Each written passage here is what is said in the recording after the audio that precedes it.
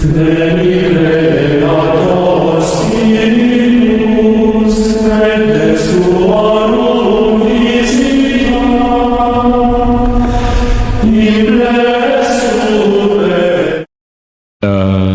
saudara-saudariku yang terkasih, hari ini tanggal 2 November, Dia de los Muertos, hari raya jiwa-jiwa, hari peringatan jiwa-jiwa di api penyucian.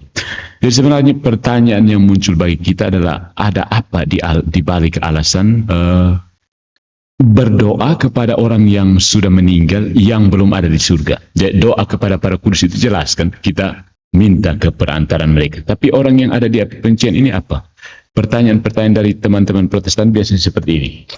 Untuk apa? Apakah doa kita mengubah kehendak Tuhan? Ya. Tapi clue dulu sebelum kita menjelaskan, Protestan itu berpikir secara Descartesian. Mereka itu ada pengaruh sedikit, pengaruh gnostik, pengaruh Manichaean juga ada di dalam. Kenapa seperti itu?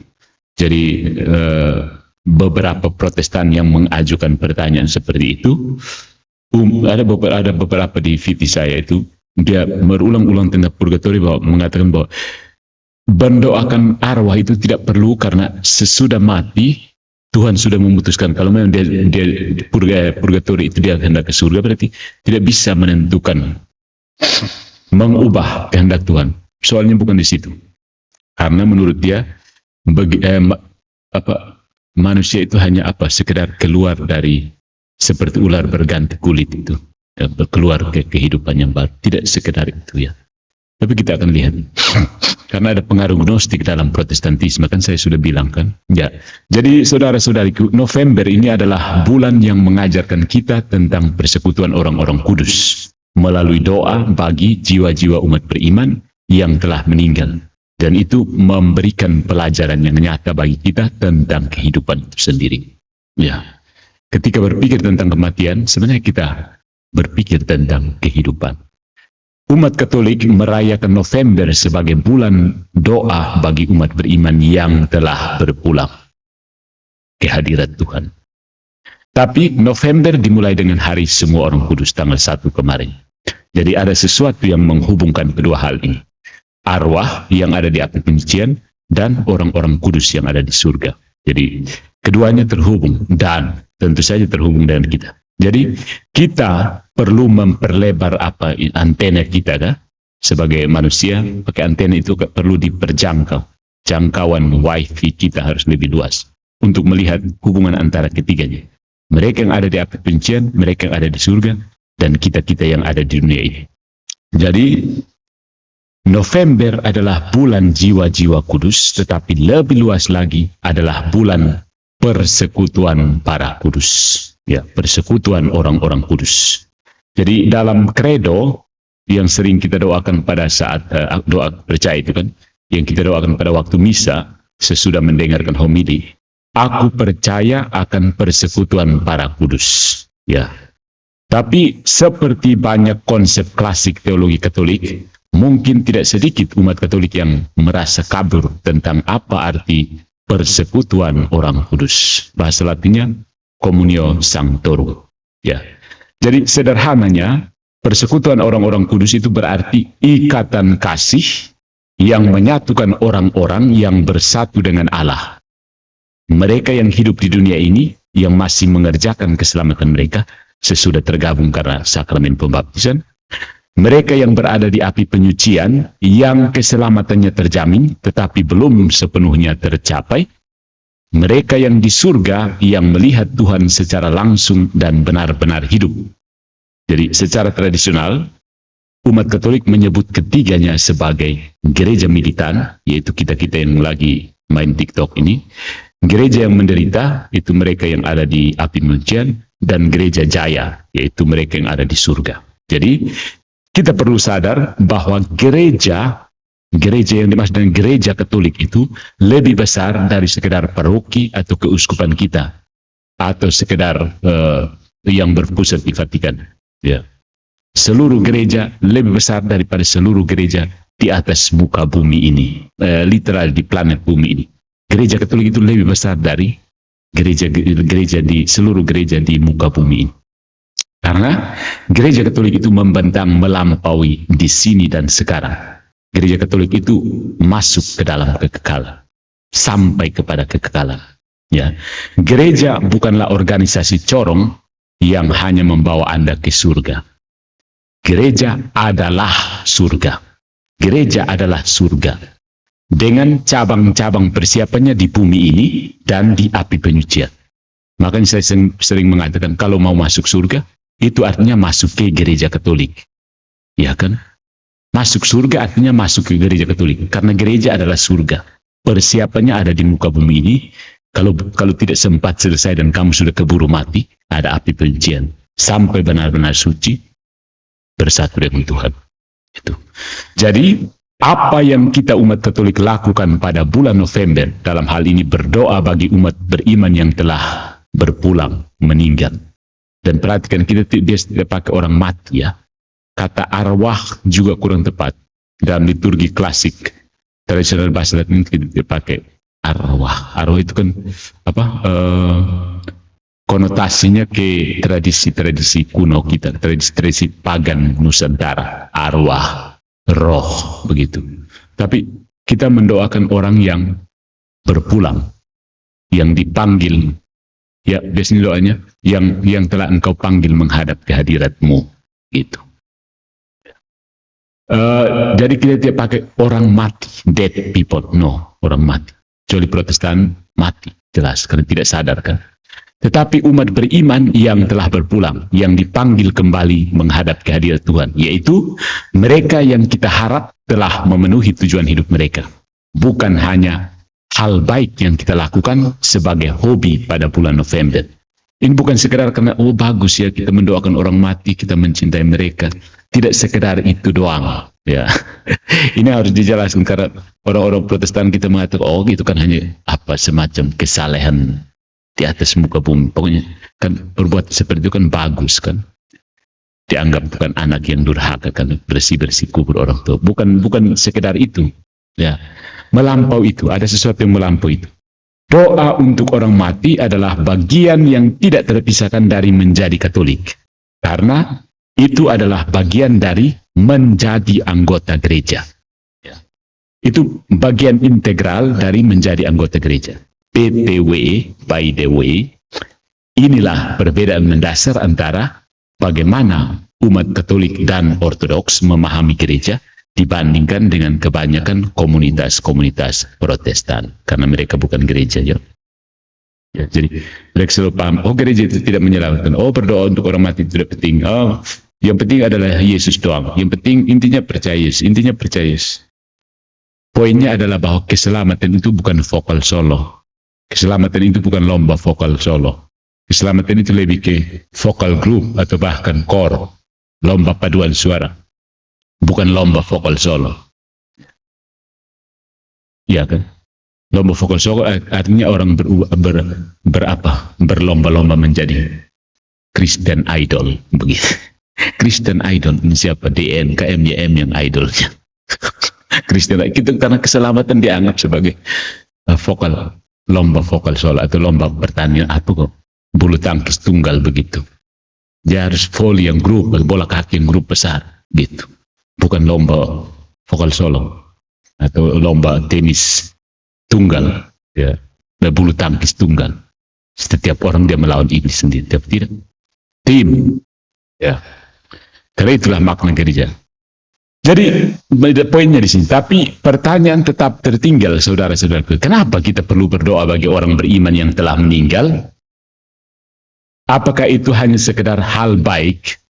Seperti suatu tindakan amal yang biasa seperti, atau apakah itu kebutuhan? Jadi apakah itu memang hal baik atau itu suatu kebutuhan? Maksudnya begini, kalau kita mendoakan orang di api penyucian, jiwa di api penyucian, apakah itu membantu mereka semacam dia punya satu tangan lalu kita kasih tambah satu tangan sehingga menjadi lebih baik? Itu atau memang benar-benar dibutuhkan seperti dia tidak punya tangan sama sekali dan kita harus kasih tangan. Beda kan? Kalau dia punya tangan dan kita kasih lagi satu tangan berarti menjadi lebih baik, membantu dia. Itu artinya membantu dia. Tapi kalau dia benar-benar tidak punya tangan dan kita kasih dia tangan, itu benar-benar penting untuk membantu dia. Jadi bagian kedua, analogi kedua ini tepat dengan mendoakan jiwa di api penyucian.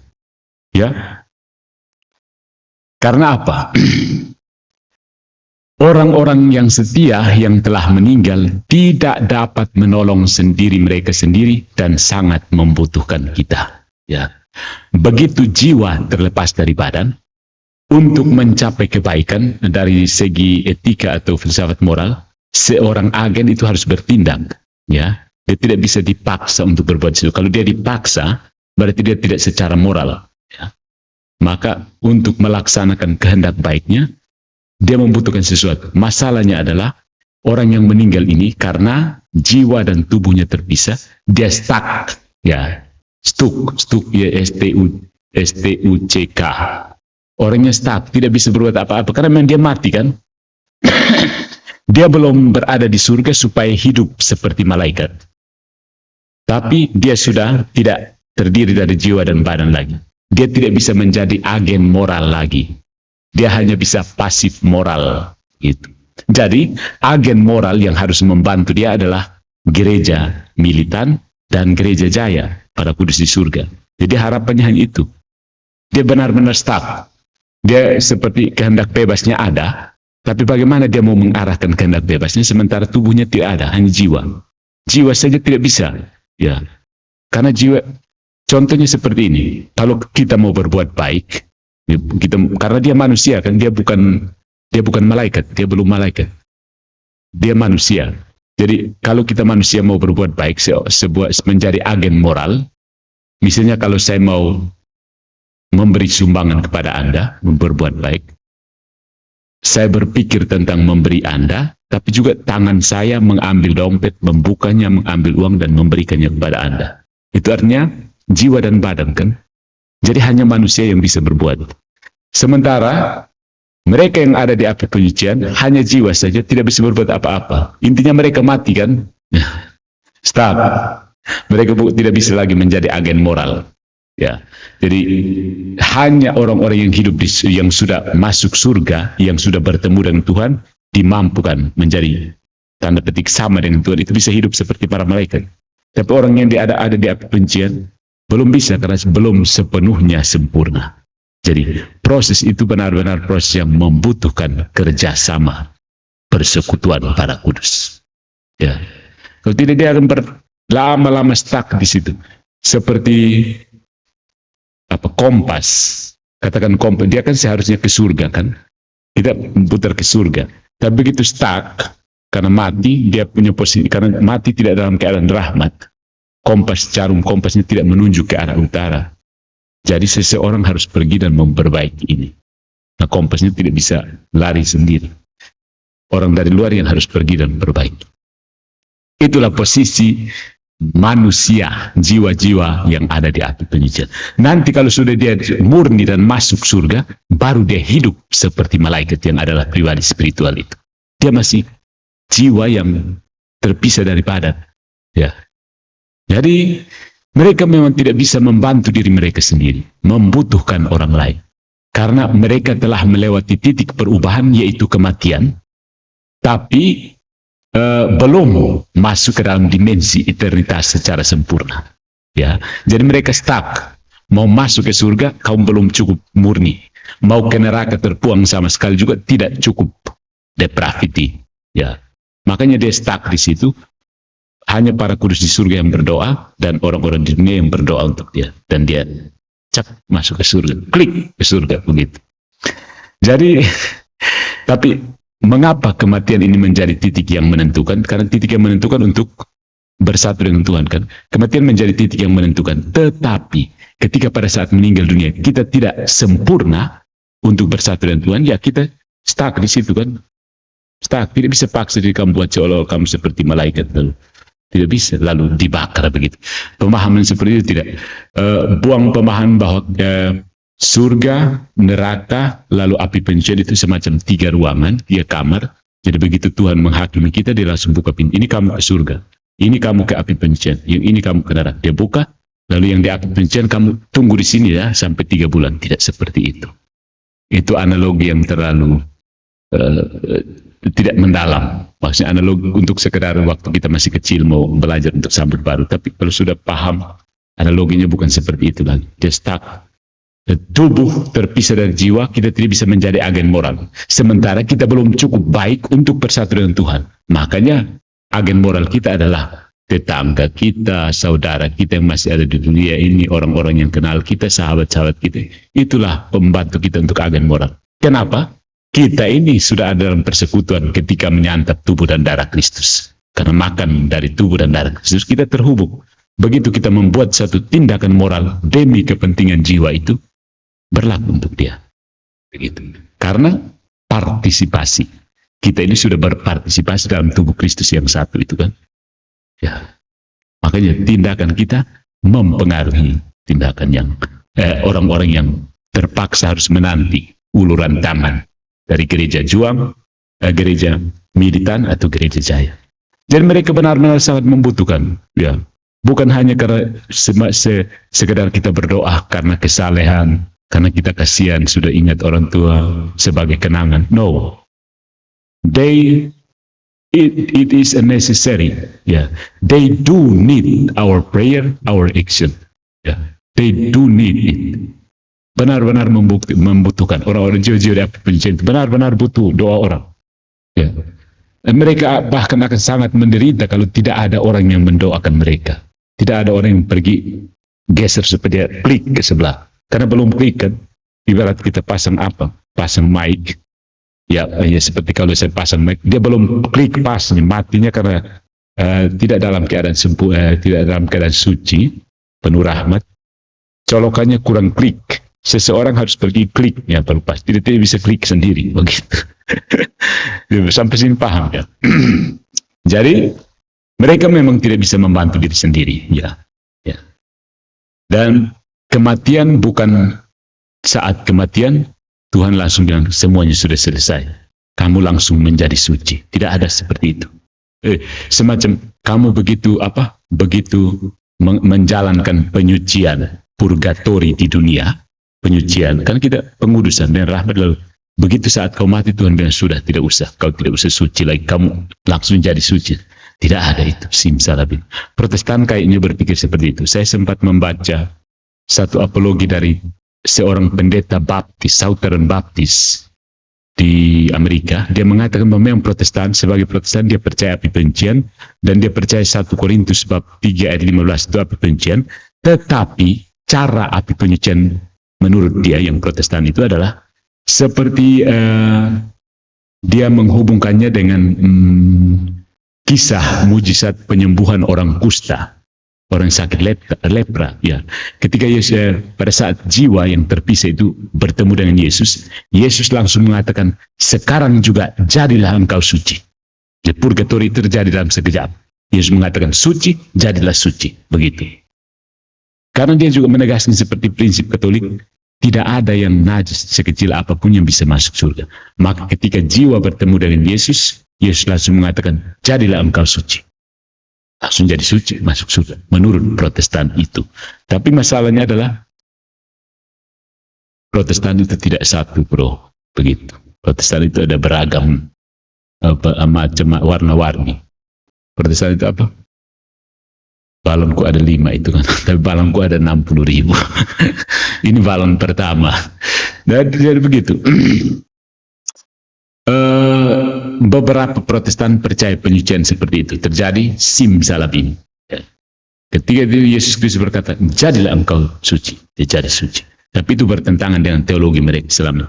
Kayaknya agak sejalan dengan teologi mereka ketika one saved, always saved, atau apalah. Ketika Yesus mau ketika Yesus mau menjadi manusia, dia tinggal jadi manusia saja, dia tidak bisa jadi, dia tidak bisa kena dosa. Entah bagaimana caranya, pokoknya kita terima saja begitu.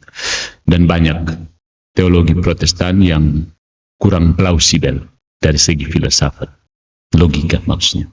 Lebih banyak fideisme. Nah, kematian adalah titik penentu dari penentuan nasib sendiri. Karena kematian menghancurkan kesatuan seseorang. Unitas kita kan. Harusnya kita ini jiwa dan badan. Tapi kematian menghancurkan persatuan itu. Jiwa terpisah dari badan. Jiwa dan tubuh dipisahkan oleh kematian.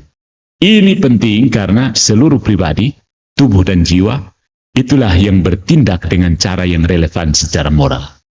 Jadi orang yang di api pencet itu bukan seperti daging sei yang dipanggang supaya kalau masak baru diambil. Tidak seperti itu. Ya, kita bukan begitu mati, kita tidak jadi daging sei yang dipanggang supaya matang. Matang itu baru masuk surga maksudnya. Tidak seperti itu. Dia harus berusaha untuk menjadi murni. Karena usaha itu dimulai sejak kita menerima pembaptisan. Usaha, kerjasama dengan rahmat kan. Kerjasama terus dengan rahmat. Dan sampai menjadi suci, bukan sampai menjadi mati. Ya, sampai jadi suci. Jadi ketika mati juga usaha itu tetap ada. Nah, usaha itu pada saat kita menjadi arwah, kita tidak bisa berusaha lagi.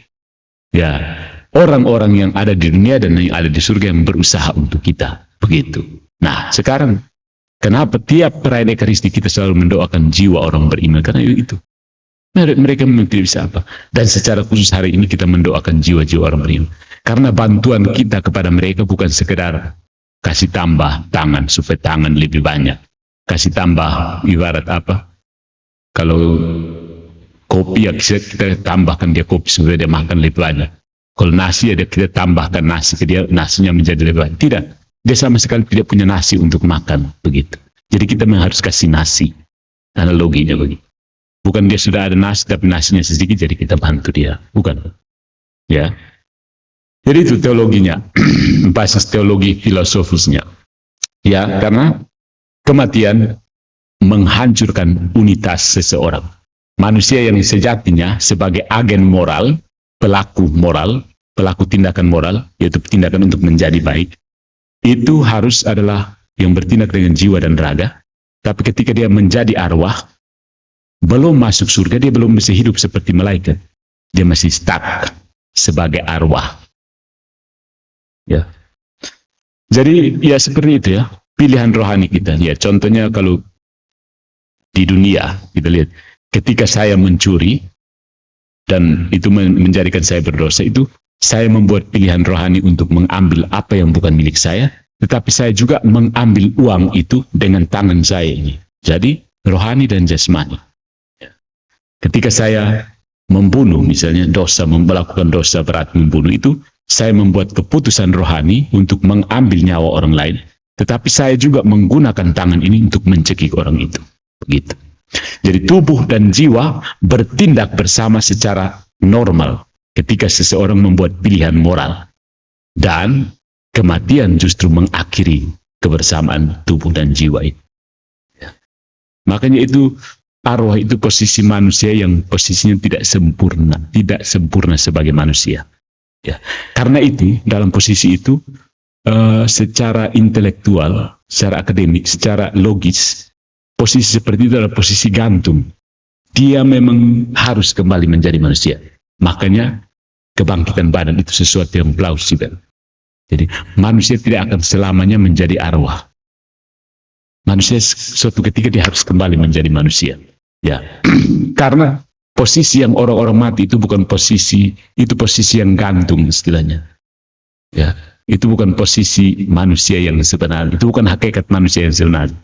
Kita tinggal di surga yang sementara itu bukan posisi kita yang sebenarnya. Itu tinggal bersatu dengan Tuhan dan menanti hari penghakiman di mana tubuh kita ini dibangkitkan kembali, baru ada surga dan langit dan bumi baru. Ya. Begitu.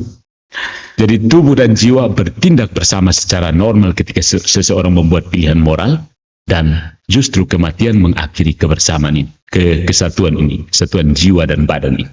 Jadi banyak orang Katolik tidak menyadari bagaimana perspektif ini berbeda dari apa yang sebaliknya dalam masyarakat dianggap normal ya. Ya. Karena begini, ada pengaruh dari pemikiran-pemikiran di dunia ini bahwa manusia itu semacam dikerangkeng oleh tubuh ya. Jadi begitu kita mati, tubuh kita bebas gerak ke sana kemari, begitu. Kita menjadi manusia yang bebas berkeliaran hari ini, mau ke Amerika, mau ke Perancis begitu. Ada orang yang punya pikiran seperti itu kan? Di sini juga pasti ada, ya. Pasti ada orang Katolik yang berpikir, begitu kita meninggal dunia, tubuh kita lepas, kita langsung bisa berkelana, melanglang buana kemana saja kita mau. Tidak, tidak ada itu. Itu pikiran dari Plato dulu, ya, bahwa tubuh adalah penjara jiwa. Bukan? Ya, sejak abad ke-17 ada pemikiran barat ini dibelenggu oleh roh, ya, hantu dari Kartesianisme, spirit dari Kartesianisme. Saya berpikir maka saya ada, itu mereduksi orang tersebut ke kesadaran. Orang itu adalah kesadarannya dan tubuh ini hanya melekat saja pada kesadaran saya. Jadi orang berpikir kalau saya meninggal dunia, masih ada pertanyaan filosofis adalah, apakah ketika kita meninggal dunia, kesadaran kita ikut hancur, atau kesadaran kita survive this kehancuran? Apakah kesadaran manusia itu survive perpisahan jiwa dan badan? Ya, itu pemikiran modern sekarang. Ya. Dan orang akhirnya berpikir bahwa kesadaran tetap hidup sebagai aku, tetapi tubuh menjadi hancur. Jadi manusia yang sesungguhnya adalah kesadarannya. Ya. Nah, hal ini bisa kita temukan misalnya ketika orang berbicara tentang yang cacat parah, tetapi tidak sekarat. Orangnya tidak sekarat. Misalnya orang yang kena koma permanen, ya, celaka lalu kena koma permanen, dia sudah tidak bisa apa-apa saja, hanya jantung dan napas yang berdetak. Tidak bisa berbicara, tidak bisa makan juga harus disuapkan. Ini disebut sebagai ya semacam tahap vegetatif, ya, mengubah orang tersebut menjadi benda. Kesian sekali. Nah, dalam pemahaman yang aneh seperti ini, pandangan dunia itu berbagi perspektif dengan bidat kuno, gnostisisme, dan dualisme. Dan persis ini yang muncul di Protestan. Yang keduanya memperlakukan tubuh sebagai sesuatu yang jahat, atau paling-paling seperti sekam yang harus dibuang. Tubuh itu macam sekam, padinya itu yang isinya, jiwanya itu yang isinya. Atau seperti ular yang harus membuang kulitnya supaya hidup baru, gitu. Bisa hidup baru, buang kulit. Ya. Itu ya dipakai ungkapan seperti sekam atau tubuh yang ular yang ganti kulit untuk mengungkapkan kenyataan makhluk manusia. Tapi itu bukan kekristenan. Ya. Kekristenan yang sejati itu menolak dualisme, bahwa tubuh terdiri dari bukan dualitas, tapi dualitas itu bersatu, bukan dualisme, artinya berbeda sekali. Tubuh dan jiwa, yang baik itu yang jiwa, yang tubuh itu buruk, tidak. Ya.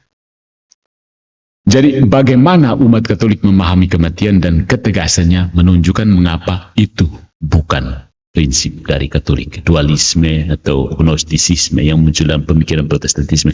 Untuk apa berdoa kepada orang arwah? Ya karena kamu tidak tahu, kamu gnostik, kamu dualistik. Begitu. Jadi inilah mengapa jiwa-jiwa di api penyucian membutuhkan doa-doa. Ingat, they desperately need our prayers.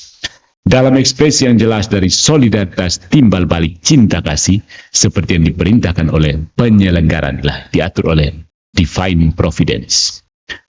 Doa-doa ini dapat, orang-orang seperti itu juga dapat, kemudian akan berguna bagi kita melalui doa-doa mereka setelah mereka melewati masa stuck hidup.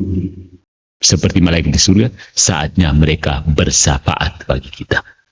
Itu akan dengan sendirinya, karena orang kalau di surga itu semuanya sudah baik kan, kehendaknya sudah sama dengan sudah menyerupai, sudah sampai pada Tuhan, inteleknya juga sudah sampai pada Tuhan, jadi tahu apa yang benar dan tahu apa yang baik.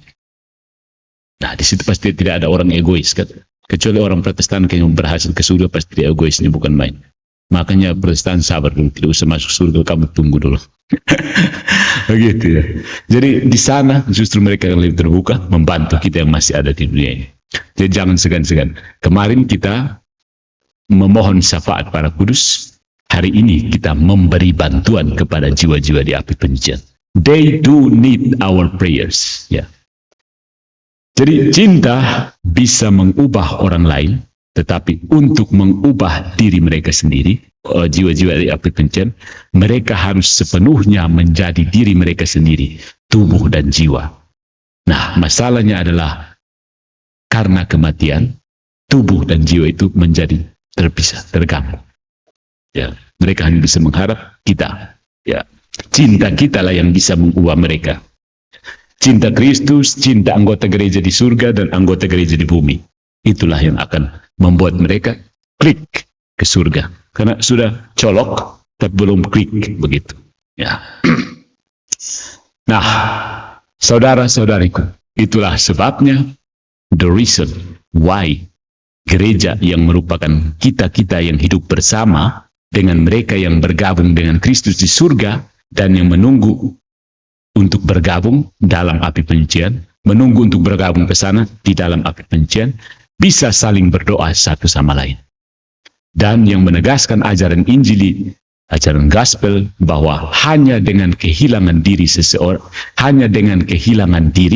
seseorang benar-benar mendapatkan dirinya. Itu salah satu fungsi penting. Ketika berada di api penyucian itu, kita benar-benar kehilangan diri. Karena jiwa dan badan terpisah. Kita hanya tinggal sebagai jiwa. Kita belum mendapatkan sepenuhnya itu di surga, tapi kita sudah kehilangannya. So, siapa yang akan membantu kita? Ya Yesus sendiri dengan legionnya, serdadu-serdadu, yaitu kalian-kalian semua. Laskar Kristus berdoa untuk jiwa-jiwa di api penyucian. Begitu. Karena itulah sebabnya doa bagi orang mati, doa bagi jiwa-jiwa di api penyucian, yang sebenarnya bukan orang-orang yang mati, bukan sekedar suatu hal yang baik, tetapi bagian dari sumber kehidupan gereja yang merupakan cinta kasih adi kodrati. Sumber kehidupan yang menyatukan kita dan menyatukan kita dengan Allah yang adalah kasih. 1 Yohanes bab 4 ayat 8. Konsili Vatikan kedua, saudara-saudariku, mengajarkan bahwa keselamatan bukanlah olahraga solo. Bukan lomba pertandingan sendiri. Dia bukan maraton yang masing-masing urus diri sendiri. Tidak pakainya. Dia itu tim sepak bola sebenarnya. Bahwa kita diselamatkan tidak hanya sebagai individu, tetapi dalam komunitas. Lumen Gentium, artikel 9. Bulan November sebagai bulan yang mengajarkan kita tentang Communio Sanctorum, persekutuan orang-orang kudus, melalui doa bagi jiwa-jiwa umat beriman yang telah berpulang itu, membuat pelajaran ini, pelajaran tentang Allah adalah kasih, itu menjadi sangat-sangat real, sangat-sangat nyata. Jadi, ajaran gereja bahwa Allah adalah kasih bukan sekedar omong-omong doang, tapi ada dalam sistem gereja itu sendiri. Yaitu, sekalipun engkau berada di dalam lembah kekelaman api penyucian, aku tidak takut bahaya sebab Tuhan besertaku. Tuhan ini datang dengan pasukannya. Lihatlah, sang apa datang, pasukan dan apa di bawahnya. Begitu kata-kata pemazmur. Jadi, sekali lagi saudaraku, berdoa kepada jiwa di api penyucian bukan sekedar membantu mereka. Karena mereka sangat-sangat membutuhkan. It is necessary for them. It is not just a good addition to them. Bukan sekedar kita bantu mereka karena mereka sudah bisa buat sendiri, tapi kita bantu mereka lebih cepat masuk ke api penyucian. Bukan. Mereka bisa lebih cepat masuk ke api, lebih cepat keluar dari api penyucian. Bukan. Mereka justru bisa keluar dari api penyucian hanya karena doa-doa kita. Ya. Karena Tuhan siap untuk itu, tapi Tuhan memberikan rahmat itu, tapi tanggapan itu harus ditanggapi oleh gereja. Karena pribadinya untuk menanggap sendiri tidak bisa, karena jiwanya terpisah dari badan. Dia adalah pribadi yang dalam posisi nanggung. Mau ke surga tidak bisa. Sudah meninggalkan bumi. Neraka tidak jelas, karena dia anggota gereja Katolik kan. Begitu. Dia sudah dibaptis. Dia sudah dibaptis, itu artinya ada surga. Dan sekali lagi perlu ditegaskan, surga itu adalah gereja Katolik. Ya. Dan itu sudah dimulai dengan dunia ini dan pembaptisan. Kita dipersiapkan sekarang melalui sakramen di dunia. Kemudian setelah kematian dipersiapkan lagi dengan api penyucian. Baru kemudian berbahagia bersama Tuhan. Jadi gereja Katolik bukan saja paroki-paroki kita yang terhubung di seluruh muka bumi ini, tetapi juga terhubung dengan surga, terhubung dengan kekekalan. Sampai sini masih mau keluar dari gereja Katolik, cari apa di luar, kuah kosong. Kenapa masih tinggalkan gereja Katolik? Sudah ada di surga masih keluar buat apa? Mau merasakan bagaimana rasanya neraka begitu? Gitu ya. Jadi selamat menjalankan tugas sebagai anggota gereja Katolik, para penghuni surga yang sejati. God bless you all, dan requiescat in pace, requiem in aeternum dona eis Domine. Bagi jiwa-jiwa sanak saudara kita, anggota gereja, maupun yang mungkin by baptism of desire masuk ke dalam gereja Katolik.